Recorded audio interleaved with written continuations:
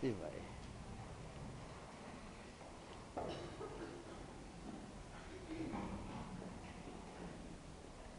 Aqui nesta igreja matriz tem gente que me conhece antes de eu ser padre, antes de eu ser seminarista. Nem vou dizer quem é, né? Mas aqui tem uns 3 aqui que me conheceram antes de eu ser padre. E eu entrei no seminário com 26 anos de idade. Depois fui pároco deles também, lá em Jacarezinho. Bom, meus irmãos, minhas irmãs, a palavra de Deus, uma reflexão pequena, a palavra de Deus. Jesus, Ele conhece quem usa máscara e quem não usa.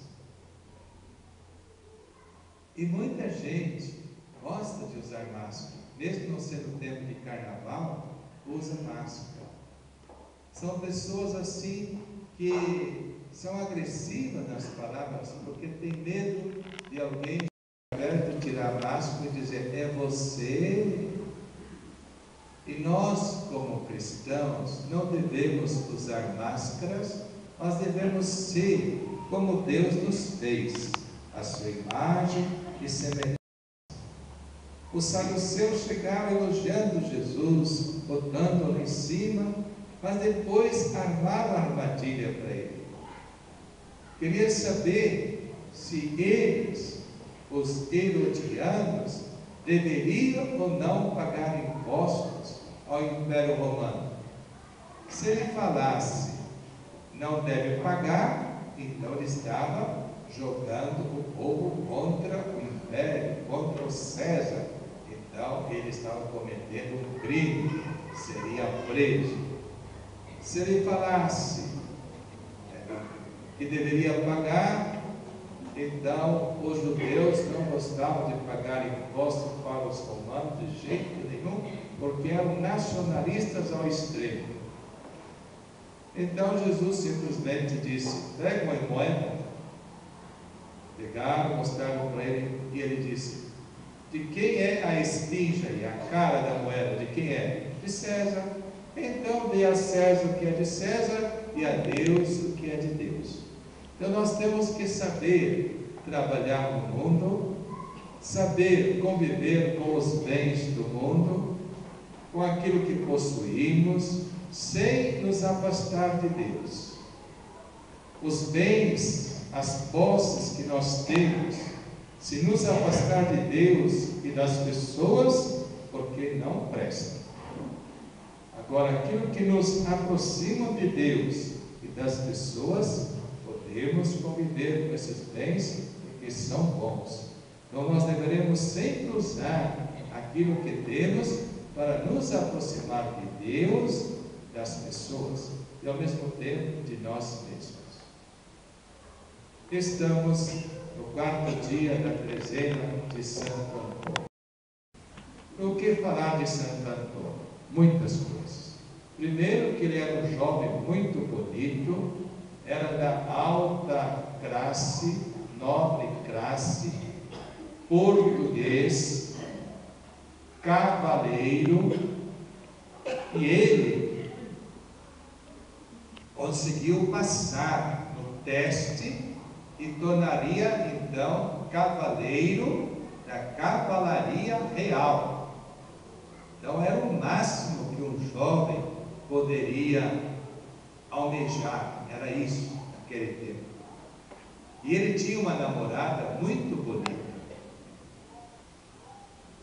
Num entrevero entre ele e o seu primo, eles lutaram. E o seu primo levou um tombo, bateu a cabeça e estava na agonia da morte. Então Antônio, o nome dele não era Antônio, como é que era o nome dele? Como? Fernando. Então o Fernando fez uma promessa a Deus: Senhor, se o meu primo ficar curado, eu vou deixar essa vida e vou servi-lo como missionário. naquele momento, o primo dele ficou são, e ele então cumpriu a promessa. Mas os pais não aceitaram de jeito nenhum. Você é um louco, você sempre quis ser cavaleiro da cavalaria real, você sempre, a sua namorada bonita, muito bacana, você vai deixar tudo, os amigos dele também impressionando, mas ninguém sabia do que ele tinha falado, do que ele tinha feito a intenção. Então ele queria ser missionário na África, depois no navio. Então por isso que se fala de Lisboa, porque ele nasceu lá em Lisboa, capital de Portugal. É o mesmo de vocês, é de Pádua, o de Jabira é de Lisboa, mas é o mesmo. Então ele foi, e o navio na tempestade, e mudou o rumo, foi parar na Itália. E lá, então, ainda existe uma briga entre os capuchinhos e os conventuais, para saber, porque esse daqui está com veste de conventual, é franciscano conventual. Os capuchinhos já colocam ele com vestes de capuchinho, porque cada um puxa a sardinha para o seu lado. A gente só vai saber no dia da ressurreição, o hábito que ele vai escolher. O que ele escolher vai ser o capuchinho ou o conventual. Cada um puxa para o seu lado. Ele então ficou em Pádua, na Itália. Por isso, Santo Antônio de Pádua. E lá ele morreu. Então, uns falam Santo Antônio de Pádua, os portugueses gostam que fala Santo Antônio de Lisboa. Os italianos gostam Santo Antônio de Pádua. Então, fica o gosto de cada um. Vocês gostavam de Santo Antônio de Pádua. Então, Santo Antônio de Pádua. Ele, primeiramente como missionário, ele começou a pregar, não aparecia ninguém. Não aparecia ninguém para ouvir. E ele era um pregador, assim, de conteúdo profundo.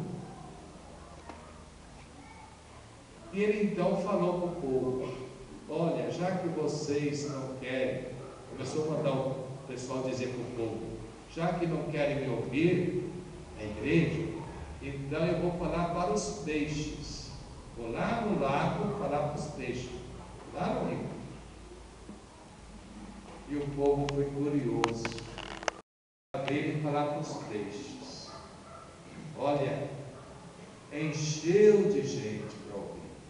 É claro que dizem que os peixes vieram para escutar, e ele falava para os peixes.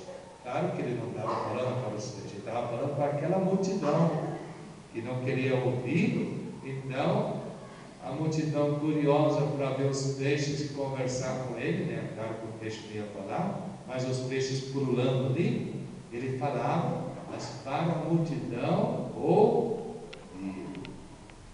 Então, ele quer que nós ouçamos a palavra de Deus. Jesus sempre termina a parábola dizendo: quem tem ouvidos para ouvir, ouça. É até esquisito, ouvido é para ouvir mesmo, Mas tem gente que tem ouvido para ouvir tanta coisa, menos a palavra de Deus.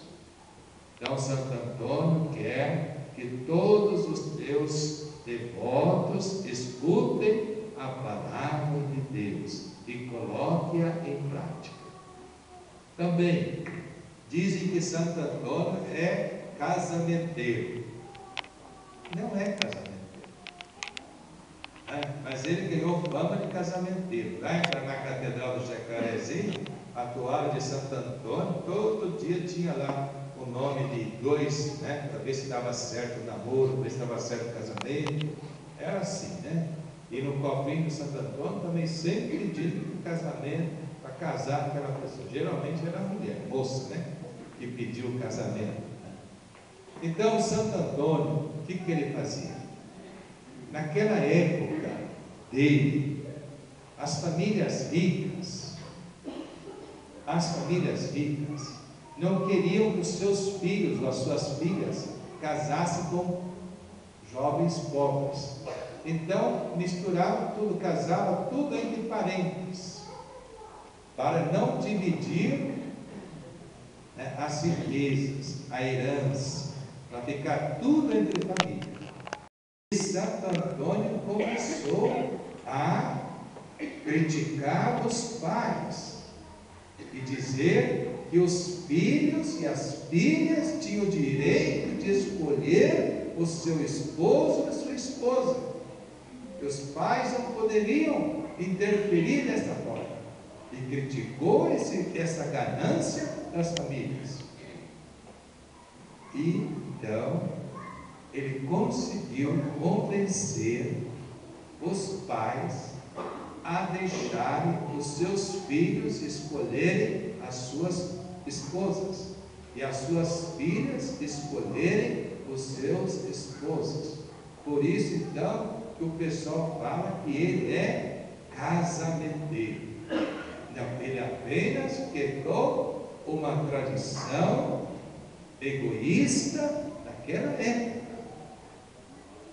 Também ele não tinha medo dos grandes, dos tubarões, né? Aqueles que tinham dinheiro. E aquele pessoal que tinha dinheiro, o que eles faziam? Eles emprestavam dinheiro para as famílias pobres, com a condição, se não pudessem pagar, então pegava a filha e levava como escravo. E assim começou. E o pessoal sabia que era fulano, que a família não tem dinheiro, vou emprestar para ela, porque eu sei que ela não vai pagar, e eu vou pegar aquela menina bonita lá daquela casa e vou levar para o meu harém. Então tornava-se amante desses grandiosos. Até o prefeito da cidade tinha também essas amantes, coitadas das meninas. Eram todas escravas sexuais dos tubarões. E Santo Antônio começou a denunciar e falar o nome das pessoas. Você imaginou o que ele arrumou para a cabeça dele? Então esses grandalhões armou a morte para ele, arrumou a morte para ele,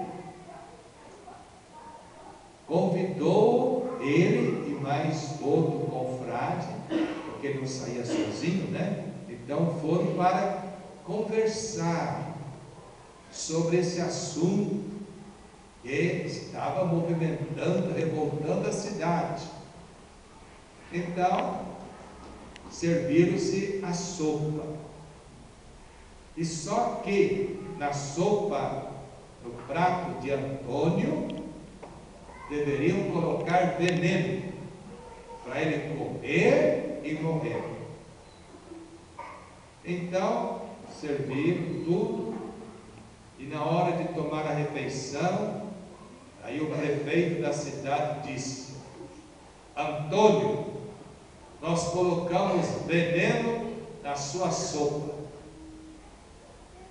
Quero ver se o seu Deus vai deixar você morrer.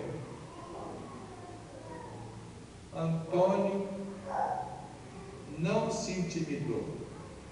O confrade dele dizia: Antônio, não coma, tem veneno. Ele comeu a sopa e não morreu. Aí então ficaram todos: ele é santo, ele é de fato homem de Deus. E ele conseguiu fazer com que todos aqueles ricaços que tinham as escravas devolvessem-as para os seus pais. E conseguiu. Ele também era grande pregador da Eucaristia. E ele um dia, falando sobre a Eucaristia para um grande número de pessoas, tinha um fazendeiro ouvindo e disse para ele: eu não acredito que Jesus está presente na Eucaristia. E daí o fazendeiro falou para Antônio: Antônio, Frei Antônio, olha, vamos fazer uma coisa, vamos marcar um dia, eu vou trazer o meu burro, e o senhor vai colocar então esta hóstia aí na frente. Se o meu burro ajoelhar em frente à hóstia, é porque Deus está ali presente. O que Antônio falou? Eu topo a parada. Daí o fazendeiro disse assim: mas daí então vou deixar meu burro alguns dias sem comer, e vou colocar capim verde, bem verdinho, do lado da hóstia, do cavalo com fome comer. Se ele ajoelhar sem comer, eu acredito. O Antônio: eu topo a parada.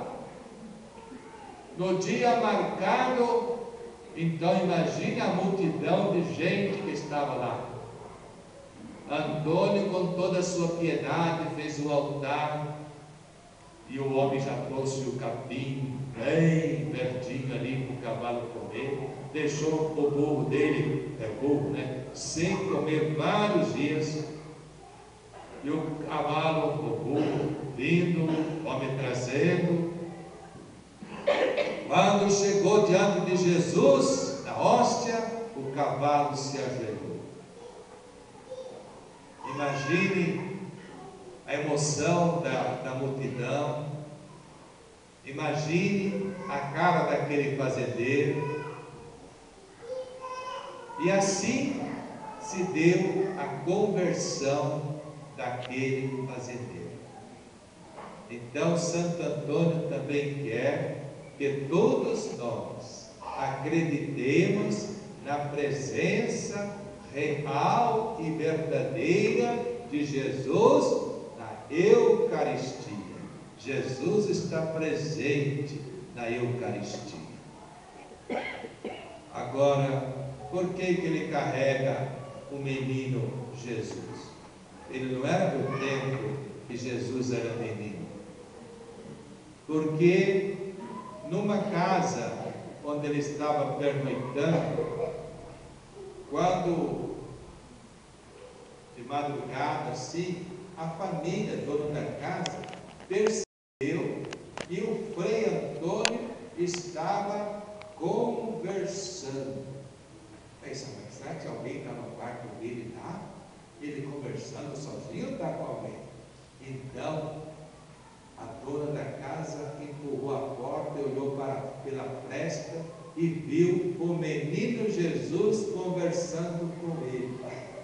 Por isso que a imagem dele tem o menino Jesus. Então também nós somos convidados a conversar com Jesus no sacrário. Quem não conversa com Jesus ali no sacrário é porque Jesus não é amigo. Porque com os amigos a gente conversa, com os estranhos a gente fala, hoje acho que, nossa, que céu estrelado, né? Até que enfim, né?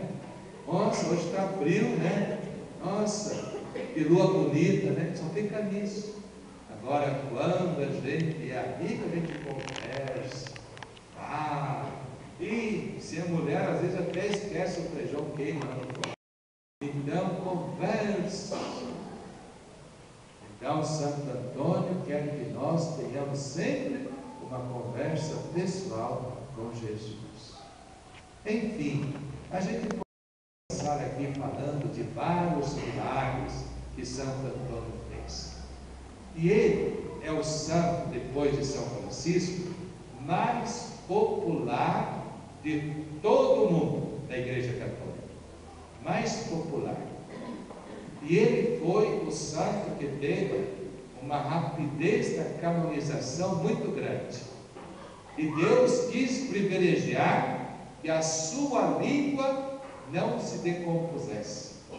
Então, lá em Pádua, na cidade, na Itália, na cidade de Pádua, onde estão os restos mortais dele, a língua está colocada no recipiente, todos nós podemos ver a sua língua intacta. Por quê? Porque ele falava do amor de Deus, ele falava das coisas de Deus, ele usava a sua língua para ajudar as pessoas, os mais pobres, os desprezados pela sociedade. Ele sempre usou a sua língua para fazer o bem. Então, nós também somos convidados a não sermos fofoqueiros. A língua de fofoqueiro, quando vem na praia, vem até bronzeado. Então nós temos que usar a nossa língua para unir as pessoas, unir a comunidade, erguer a autoestima, nunca difamar ninguém, nunca menosprezar ninguém, nunca maldizer ninguém, mas sempre para enaltecer a pessoa, enaltecer o nome do Senhor Jesus, enaltecer a nossa missão de sermos discípulos e missionários de Jesus Cristo. Amém? Amém. Viva Santo Antônio de Pádua! Viva!